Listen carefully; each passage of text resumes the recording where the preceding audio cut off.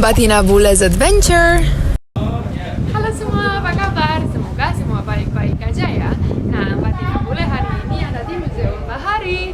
Jadi karena saya lagi turis di Kota Tua, mau visit museum ini juga. Tapi sebelum nonton video ini jangan lupa subscribe dan loncengnya juga ya. Yuk kita masuk.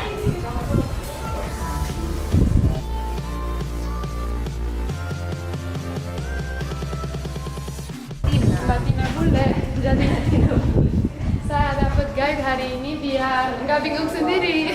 Lancar berbahasa ya? Lumayan. Lama di Indonesia? Sudah 5 tahun. Oh, sudah 5 tahun. Oke. Kita akan mulai keliling bahari tapi dari peta ini dulu. Oke. Jadi ini peta Batavia, Tina. Oke. Jadi Batavia itu pas zaman Belanda dulunya. Oke. Pas Indonesia under. Sebelum kemerdekaan. Oke. Zaman Belanda. Nah dulu kan pas Batavia itu kan 1600-an dan Oke. posisi Batavia itu masih kayak gini bentuknya. Oke. Dulu itu Batavia nggak seluas Jakarta yang sekarang, dan Batavia itu jadi cikal bakal nama Jakarta. Jadi Sunda Kelapa, Jayakarta, Batavia, baru Jakarta. Oh, oke. Jadi sebelum Jakarta namanya Batavia. Batavia, Oh. betul. Nah posisi gedung ini kita itu dulunya ada di sini. Oh, ini yang besar ya, yang Iya, paling besar ya. betul, ini. Wow, Jadi luar posisinya biasa. ada di sini, dan ini itu dulu difungsikan sebagai gudang rempah-rempah zaman VOC. Jadi spices. Oke, oke. gudang So rempah. it's like a pasar ya. Gudang rempah-rempah di sini. Nah, kemudian di sini ada kawasan Sunda Kelapa. Sunda Oke. Kelapa. Deket banget sih di sekitar situ. Nah, terus pernah ke Kota Tua nggak, Tina? Pernah. Pernah ya. Kota Tua itu dulu posisinya ada di sini. Oke. Lumayan jauh ya. Iya. Tapi kalau dari sekarang sih dekat, sekitar 5 menit kalau naik motor bisa Iya, nyampe. betul. Nah, ini dulu kan difungsikan sebagai gereja, tapi sekarang difungsikan sebagai museum wayang. Oh. Dan ini tata. Iya, saya lihat di Kota Tua banyak banget. Iya, banyak museum-museum. Nah, ini salah satunya museum wayang yang dulunya itu sebagai gereja gitu, Tina. Oke, Tina, sekarang kita langsung bahas gedung ini ya. Oke. Tina percaya nggak kalau ini kayu-kayunya itu umurnya sudah 300-an tahun lebih? Wow, in this shape? Iya, Luar udah biasa. 300-an tahun lebih, dan ini itu dari zaman VOC. Jadi ini ada 3 gedung, tapi gedung ini itu kayunya masih original, masih asli. Belum rekonstruksi. Cuma dirawat aja. Cuma kalau gedung yang tengah itu udah ganti kayu, gedung belakang juga udah gitu. Wow, ini masih asli Masih ya? asli. Nah, Tina bisa lihat ke jendela nggak sekarang? Iya. Posisi kaki kita kan, kaki kita sejajar ya dengan jendela itu Iya, ya. betul. Tapi dulu pas masih jadi gudang, kepala kita itu justru di bawah jendela itu. Kepala kita di bawah jendela itu. Kenapa? Artinya tanahnya udah diuruk. Udah dinaikin sekitar 1,5 meter. Oh, oke. Terus ini bagian depan itu kan ada lantai ya. Iya, Nah, betul. lantai itu kotak-kotaknya rada lebar ya. Iya. Nah, itu dibikinnya pakai langkah kakinya orang Belanda. Oh, wow. Oke. Karena ini orang Belanda. Oh, wow. Oke. Karena dulu itu kan belum ada alat ukur ya. Jadi kalau misalnya ngukur Ini kayak gitu kan, satu meter ya? Satu langkah. Kalau ini mungkin satu langkah kakinya orang Indonesia ya, keramik Iya. ini. Kalau itu orang Betul. Belanda Oh, kayak oke. gitu. Nah, sekarang kita bisa lanjut jalan-jalan Oke. ke sana. Palu tradisional ini dari Bugis. Bugis itu Sulawesi. Makassar. Nah, kemudian nanti ada fotonya itu yang di situ, foto dari kapal pinisi Nusantara ini. Kita bisa lihat. Dan ini ada beberapa contoh koleksi meriam asli dari zaman VOC. Oh, ini asli Iya, juga? asli. Ini bisa ada Wow. buktinya. Di sini masih ada logo VOC-nya. Oh iya, betul. Itu masih asli. Wow, luar biasa. Nah, jadi dulu ini digunakan di dinding-dinding bagian sisi-sisinya untuk pertahanan mereka. Iya, iya. Wow. Keren kan? Nah, ini pinisi Nusantara aslinya, bentuk aslinya. Oh, wow, besar Ya, ya? besar. Jadi pinisi Nusantara ini pas tahun 1986, Ya. zaman Orde Baru, zamannya Soeharto, itu digunakan untuk berlayar dari Jakarta ke Kanada. Oh, Ikut wow. Vancouver Expo. Oke. Nah, bagian ini bisa dilihat di belakang itu. Iya, betul. Itu bagian kemudi guling ininya. Wow. Nah, pas berlayar ke Kanada itu, ini mendapatkan penghargaan 3 besar dan penghargaannya ada di situ. Oke. yang bentuk pasak. Oh, kita lihat dulu di sini ya. Iya, ini penghargaan dari kapal pinisi Nusantara dari Vancouver Expo itu. Ini tuh sebenarnya bentuk pasak. Tahu pasak nggak ya? Jadi dulu itu kalau misalnya makuin sesuatu, Iya. itu kan pakai paku harusnya. Iya. Kalau dulu belum ada paku, jadi pakainya pasak sepasak ini. Oke. Nanti di sana ada contohnya sih, contoh yang pasak aslinya itu. Wow. Oke, kita next ke sini ya. Ini kita punya beberapa koleksi perahu tradisional dari Indonesia. Dari Indonesia. Iya, dari Indonesia. Oh, ini kayak kanoe ya? Iya, ini. Tapi cuma panjang banget. Ini dari Kalimantan. Kalimantan. Ini kan batik Kalimantan nih. Kayak gini-gini batik Kalimantan. Oh wow. So pretty. Jadi setiap daerah pesisir itu pasti mereka punya yang namanya perahu khasnya mereka sendiri kayak gitu. Oke. Jadi disesuaikan dengan tradisi, budaya atau kearifan lokal yang ada di sana. Wow, oke. Terus kita juga punya satu sistem pembuatan perahu tradisional. Ini perahu jukung namanya. Ini perahu. Iya, perahu, tapi ini belum jadi. Ini baru tahap pertama dari Oke. pembuatan perahu. Nah, ini perahu jukung dibikin dari satu kayu utuh. Satu kayu, Oke. dikeruk dalamnya. Dari satu pohon ya? Iya, dari satu pohon. Terus tahap keduanya itu dipanaskan, diasakin gitu Iya. selama 7 hari 7 malam. Akhirnya jadi memuai seperti itu. Oh. Oke. Nah, itu hasil. Oh, jadi elastik gitu jadi, ya? jadi memuai, jadi melebar. Wow, luar biasa. Makanya aku mau tanya siapa mau di sini. Bisa, ini baru bisa. Wow, baru tahu saya. Baru tahu ya? So interesting. Nah, ini juga jukung, cuma ini udah ada tambahan kayunya, Ya. jadi lebih lebar lagi. Iya, betul. Pernah ke Kalimantan nggak? Belum. Belum ya. Di Kalimantan itu ada yang namanya Pasar Apung. Kalau Pasar jualannya itu di atas air. Oh iya, udah pernah Udah lihat pernah video ya? ya. Pernah lihat video, belum pernah ke sana. Dan ini kapal yang digunakan untuk Pasar Apung itu. Wow, bisa dijual ya langsung Iya. dari perahu. Betul. Ini bentuk aslinya kayak gini. Ini yang namanya pasak. Oke.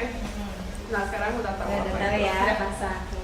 Oh, ini cuma the body ya? Iya, ini kerangka dari pembuatan kapal tradisional. Ini gergajinya segede ini Rina. Ini apa? Ini buat apa? Gergaji untuk Potong kayu. Iya, potong kayu Oke. kayunya. Nusantara. Namanya apa? Cadik Nusantara. Cadik Nusantara. Cadik Nusantara. Jadi waktu 1980-an perahu ini tuh digunakan untuk berlayar dari Jakarta ke Brunei Darussalam oleh seorang pelaut namanya Effendi Sulaiman. Dan ini itu tadinya bagian sisinya ini kan bagian sana nggak ada ya. Iya, ya, Tapi tadinya ada 2. Kenapa sekarang tinggal 1? Karena keterjang ombak, akhirnya harus dipotong sebelahnya. Oke. Cuma dengan adanya satu cadik ini, satu bagian sisi ini, justru itu bikin pelayaran semakin lincah karena ini pakai sistem layar di atasnya.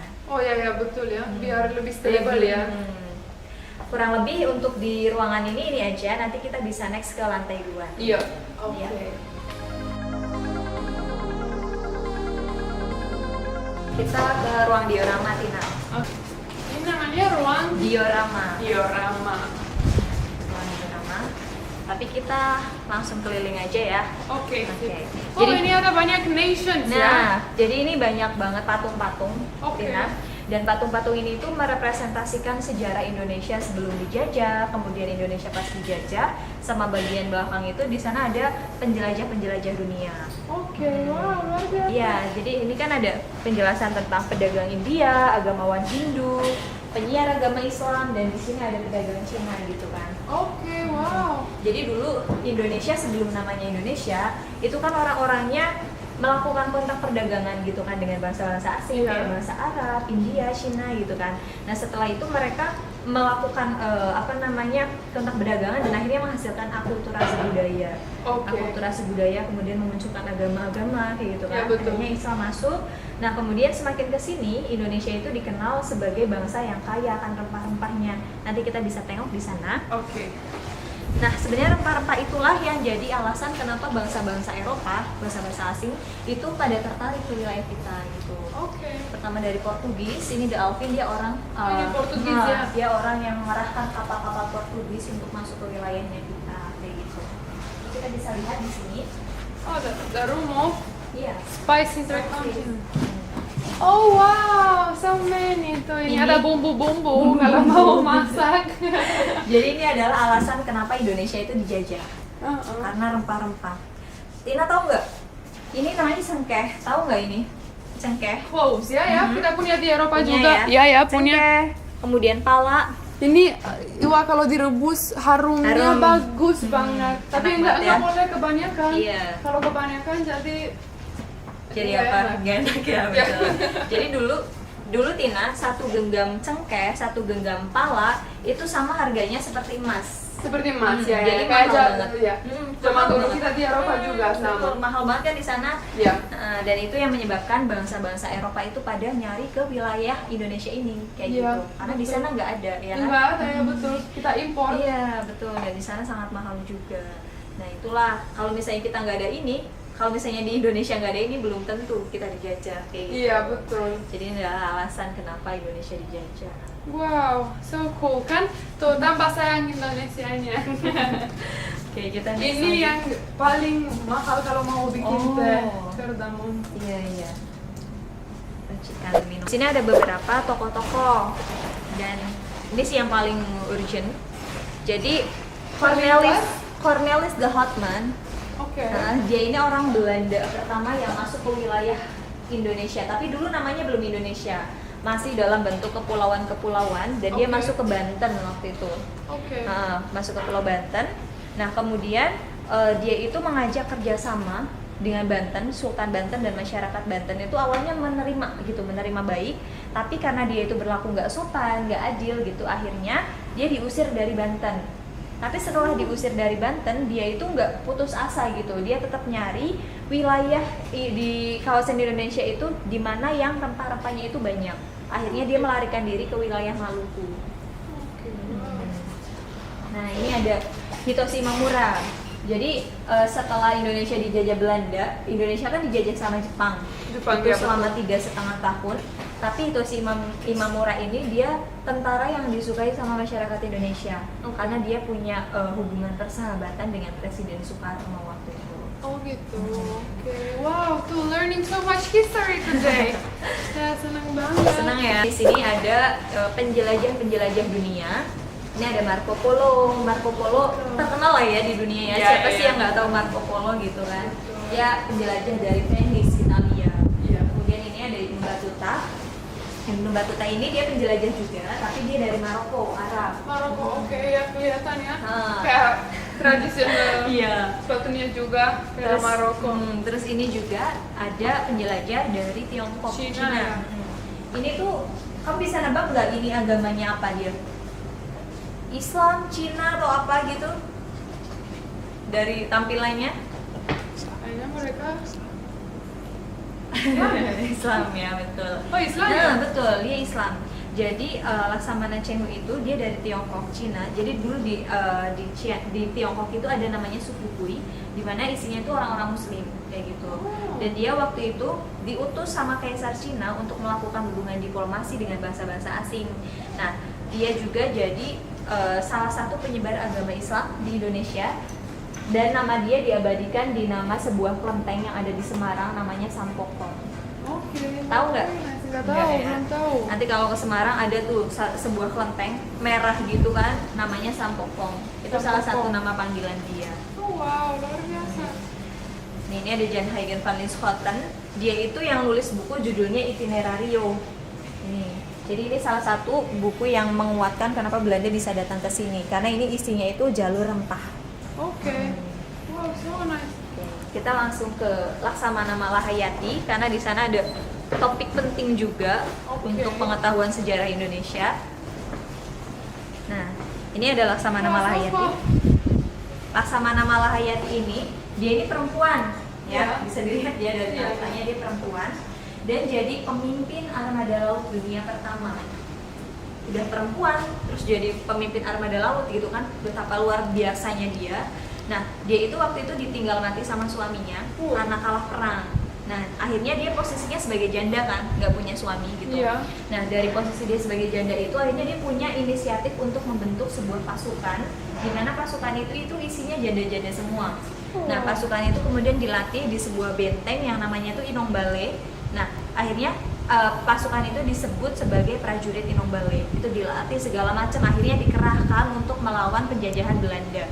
Nah, tadi Cornelis de Houtman yang tadi itu mati di tangan Laksamana Malahayati. Yeay. Luar biasa. Power, ya. Keren banget ini. Oke, wow, Ini salah luar satu biasa. hal yang penting banget tapi jarang disentuh di pelajaran-pelajaran sejarah anak-anak sekolah kayak gitu. Oke. But this is the truth, right? Betul. Kurang lebih sih ini kalau untuk di ruangan ini, selebihnya nanti Tina bisa keliling-keliling lagi di museum ini. Oke, sip. Jadi ini udah ya? Udah. Oke, wah, Kak, berapa menit ya dari tadi kita? Lumayan ya, ada setengah jam kali. Wah, nggak merasa cepet Nggak merasa banget. ya? Very interesting. Terima kasih banyak ya Sama-sama, waktunya. Tina. Ya, jadi begini ya museumnya hari ini. Terima kasih banyak Sama-sama. ya. Nanti main-main ke sini ajak Ya, teman-temannya. pasti mau ya. Oke, kalau suka video ini jangan lupa subscribe, like, dan komen, dan loncengnya juga ya. Terima kasih, sampai jumpa di video selanjutnya. Dadah!